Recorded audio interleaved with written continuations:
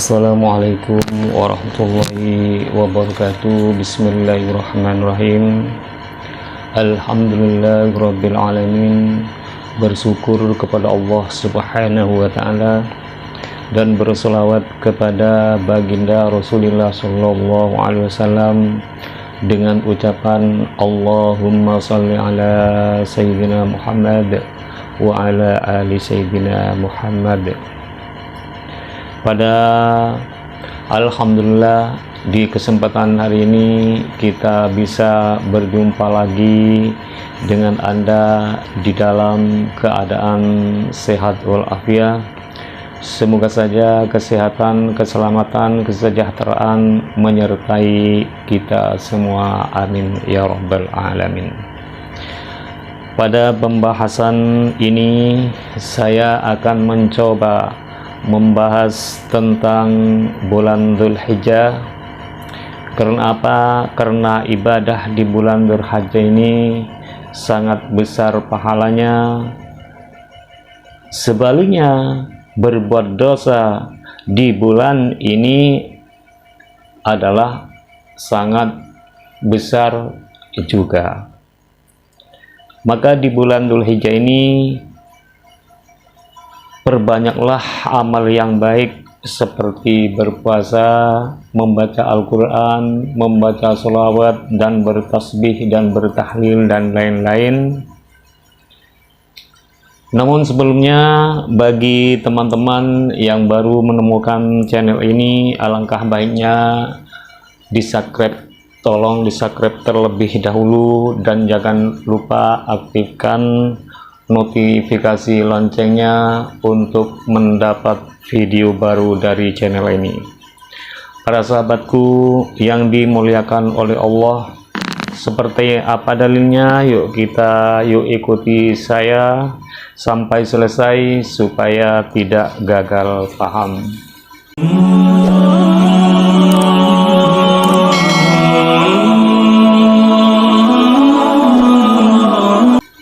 Bismillahirrahmanirrahim.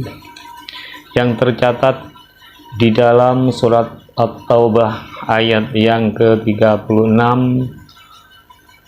Allah berfirman, hitungan bulan itu ada 12, ada diantaranya yaitu ada 4 bulan yang mulia, diantaranya yaitu bulan Rajab, bulan Dzulqa'dah, bulan Dzulhijjah, dan bulan Muharram. Jadi di antara di 12 bulan itu ada 4 bulan yang mulia, yaitu saya ulangi, bulan Rajab, bulan Dzulqa'dah, Dzulhijjah, dan bulan Muharram. Sebagaimana Allah berfirman di dalam surat At-Taubah ayat yang ke-36, A'udzubillahi minasyaitonirrajim. Bismillahirrahmanirrahim. Inna iddatash syuhuri indallahi isna asyara syahram fi kitabillah. Sesungguhnya bilangan bulan di sisi Allah ada 12 bulan dalam ketetapan Allah. Kapan itu? Yaum khalaqas samawati wal arda, di waktu dia menciptakan langit dan bumi. Wa minha arba'atu hurum, di antaranya ada 4 bulan yang mulia. Di antara 12 bulan itu ada 4 bulan, yang mulia, di antaranya 1 bulan Rajab, bulan Dzulhijjah seperti bulan yang sekarang ini, bulan Dzulqa'dah, dan bulan Muharram. Dzalika dinul qayyim, itulah ketetapan agama yang lurus. Maka dari itulah fala tadlimu fihinna anfusakum, maka dari itulah janganlah engkau menganiaya atau janganlah kamu berbuat dosa di bulan yang 4 ini. Jadi kata Allah, tidak boleh berbuat dosa di bulan yang 4 ini, karena berbuat dosa di bulan yang 4 ini dosanya sangat besar. Begitu juga sebaliknya, beramal baik di bulan yang 4 ini adalah pahalanya sangat besar seperti itu. Bulan apa aja? Yaitu bulan Rajab, bulan Dzulqa'dah, bulan Dzulhijjah, dan bulan Muharram. Maka di bulan-bulan ini perbanyaklah dengan amal yang baik, seperti berpuasa, perbanyak berpuasa, membaca Al-Quran, membaca sholawat, membaca tasbih, dan amalan-amalan yang lain. Di bulan Dzulhijjah ini, sebagian ulama ada yang mengatakan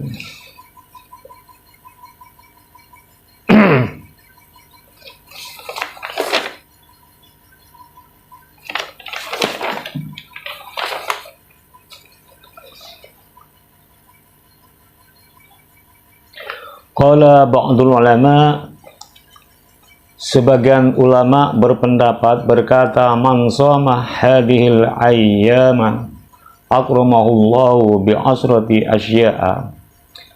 Barang siapa yang berpuasa di hari-hari ini, artinya barang siapa yang berpuasa di hari-hari bulan Dzulhijjah, akramahullahu bi asrati asya'a, maka Allah akan memuliakan orang tersebut dengan 10 perkara. Yang pertama, al-barakatu fi umrihi wa ziyadatu fi malihi wal hifdhu fi ayalihi wa takfiruhu li sayyi'atihi wa tad'ifu li hasanatihi wa tashilu li syakaratihi wa diya'u li dulmati qabrihi wan najatu min darkatihi wa sa'udu ala darajatihi. Jadi sebagian ulama berpendapat barang siapa yang berpuasa di hari-hari bulan Dzulhijjah ini, maka orang tersebut dengan Allah akan dimuliakan dengan 10 perkara. Di antaranya yang pertama yaitu diberkahkan umurnya, yang kedua hartanya akan bertambah keberkahannya, yang ketiga keluarganya dilindungi oleh Allah Subhanahu wa taala, yang keempat terlebur dosa-dosanya, akan diampuni dosa-dosanya, yang kelima kebaikan menjadi berlipat ganda, yang keenam dimudahkan ketika sakaratul maut, yang ketujuh tersinari kegelapan kuburnya, yang ketujuh tersinari kegelapan kuburnya, yang ke-8 timbangan baik akan menjadi berat, yang ke-9 selamat dari kecelakaan, dan 10 dinaikkan derajatnya. Itu pendapat para ulama kepada orang yang berpuasa di bulan Dzulhijjah. Para sahabatku yang dimuliakan oleh Allah Subhanahu wa ta'ala, ada satu hikayah, hukiya an Sufyan as-Tsauri annahu qala, diceritakan dari Sufyan as-Tsauri bahwa ia menuturkan, kuntu atufu bi maqabiril muslimin fil basyrah min layali Dzulhijjah. Ketika aku berputar-putar di makamnya para muslimin di daerah Basrah, kata Sufyan as-Tsauri, faidan nurun fi qabri rajulin fawaqaftu mutafakkiran. Ketika itu ada cahaya yang terpancar dari kubur seorang laki-laki. Jadi ketika saya berputar di lokasi kubur orang muslim yang ada di daerah Basrah, maka ketika itu ada suatu kubur yang terpancar cahaya, kata Abu Sufyan as-Tsauri. Fatawaqqaftu mutafakkiran.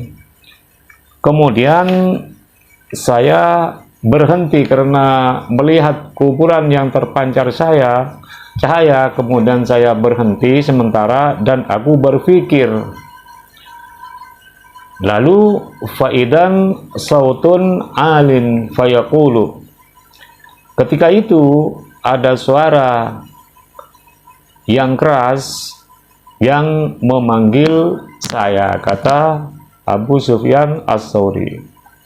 Berkata apa suara yang tidak ada orangnya itu? Ya Sufyan, alaika bisiyami asyri dzil hijjah yu'tilaka nurun mislu hadhihi. Suara itu berkata seperti ini, wahai Abu Sufyan, berpuasalah di hari-hari 10 bulan Dzulhijjah, maka kubur engkau akan diberi cahaya seperti kubur orang tersebut.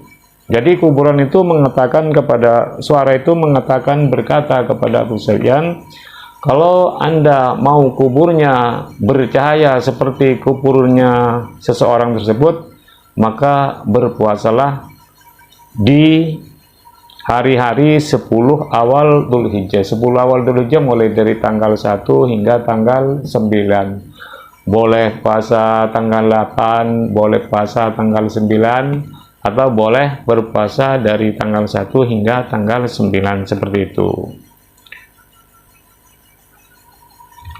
Yang dimaksud dari berpuasa 10 awal Dzulhijjah yaitu dari tanggal 1 hingga tanggal 9 Dzulhijjah.